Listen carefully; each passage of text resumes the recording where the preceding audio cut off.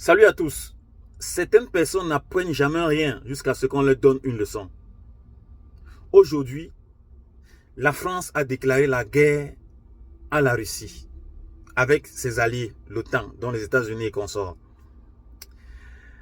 Après que Poutine ait envoyé 3 navires de guerre au Cuba, à la porte des États-Unis, en moins de clics, ils effacent l'Amérique.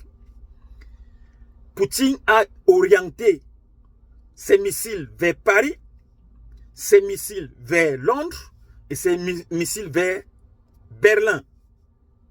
Au moindre geste, ils vont nettoyer ces villes-là. Ils ne s'arrêtent pas là. Après avoir visité la Chine et autres, Poutine descend maintenant en Corée du Nord, rencontrer le grand maître Pyongyang de la Corée. Oui, ça c'est pour le renfort. Oui, parce que la 3e guerre mondiale est en marche. Elle ne s'arrêtera plus. Alors, comme la France pense que les Africains vont encore aller combattre derrière elle se trompe. Même par force.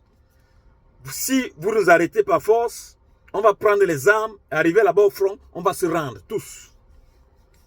Voilà. Donc, mes chers frères et sœurs, vous-même, regardez la vidéo parce que la récréation est terminée.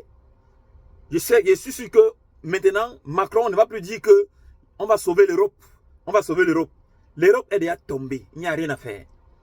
L'ordre mondial est à la poubelle. Oui, l'ordre mondial des francs-maçons là est à la poubelle. C'est la Russie qui va lever le ton avec ses alliés. Vous-même, regardez la vidéo. Corée du Nord l'accueille en grande pompe de Vladimir Poutine par Kim Jong-un. Le président russe a atterri à Pyongyang ce mardi pour un sommet bilatéral avec le dirigeant nord-coréen. Les deux hommes ont ensuite assisté à une cérémonie solennelle sur la place principale de la capitale, décorée pour l'occasion de leur portrait géant. À leur arrivée sur la place, les deux hommes ont été accueillis sur le tapis rouge par des enfants agitant des ballons, puis défilé militaire avec son orchestre. Et finalement, départ en voiture sous les hurrahs de la foule qui agite des drapeaux des deux pays et des bouquets de fleurs. Lors de la réunion qui a suivi, Vladimir Poutine a réaffirmé son amitié à la Corée du Nord.